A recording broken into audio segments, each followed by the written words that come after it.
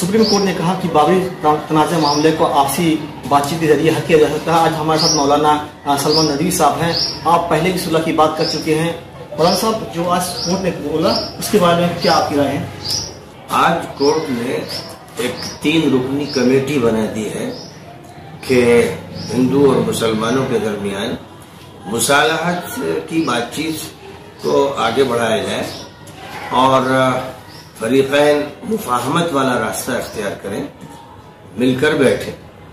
1 साल पहले भी सुप्रीम कोर्ट की तरफ से ये मुतालबा किया गया था कि फरीक़ैन मिलजुल कर मसले को तय कर लें, ये ज्यादा बेहतर है। और चीफ जस्टिस साहब ने ये कहा था कि मैं मदद भी आपकी करूंगा।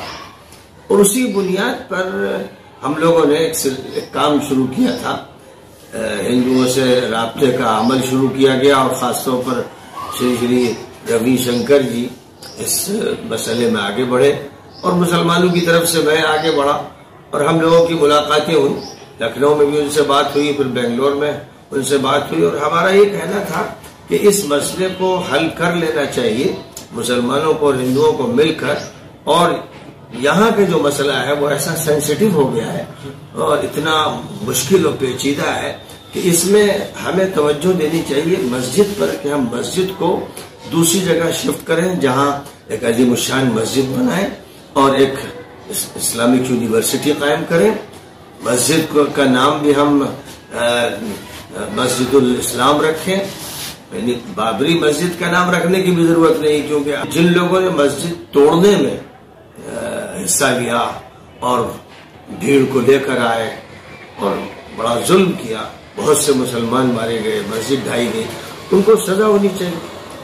तीसरी शर्त मैंने ये रखी थी कि आइंदा फिर किसी मस्जिद, किसी मदरसे, किसी दरगाह, किसी कब्रिस्तान को न छेड़ा जाए। ये जमानत सुप्रीम कोर्ट की तरफ से हमको दी जाए। अगर इस पर इत्तेफाक हो जाता है तो मसला बहुत आसानी से हल हो जाएगा। बहुत बड़ी आबादी किसी तरह से मुत्तफिक न हो कि वहां मस्जिद रहे, वो चाहे गलत कह रहे हो, इससे बहस नहीं, वो गलत कह रहे हैं सही कह रहे हैं, ये तो मसला कोर्ट के हाथ में है। लेकिन जहां ऐसी फिजा हो वहां मस्जिद में नमाज नहीं हो सकती है, वहां तालीम नहीं हो सकती है।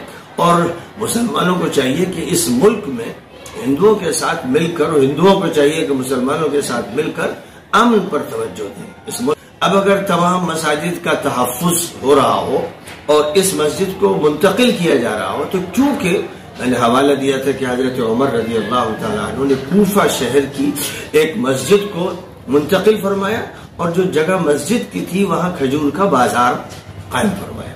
तो जब हजरत उमर रज़ी अल्लाह तआला अन्हु ने ऐसा किया तो इसका मतलब यह है कि इस्लाम में जायज है और उनका अमल सारे मुसलमानों के लिए हुज्जत है। जहां तक शिया हजरात हैं तो वो तो पहले से कह चुके हैं कि हम अपना दावा खत्म करते हैं। कहीं ये लगता है कि ये एक अना वाली बात आ गई है। देखिए, अना से तो घर के 2 भाई मिलजुल के नहीं रह सकते। अगर अना को इख्तियार किया जाए तो हर छोटा सा घर टूट जाएगा, हर खानदान टूट जाएगा।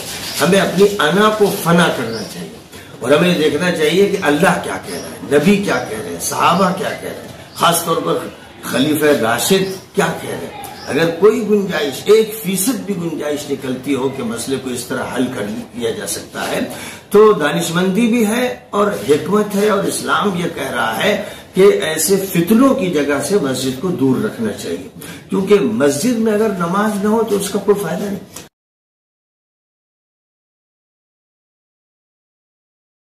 नहीं, ऐसा बिल्कुल नहीं। मुसलमान भरोसा करते हैं, क्योंकि कुछ लोगों ने ये बात उड़ाई जब उन्होंने ये कहा कि भाई हम ये चाहते हैं कि हिंदुस्तान में सीरिया जैसे हालात ना हो, इराक जैसे हालात ना हो।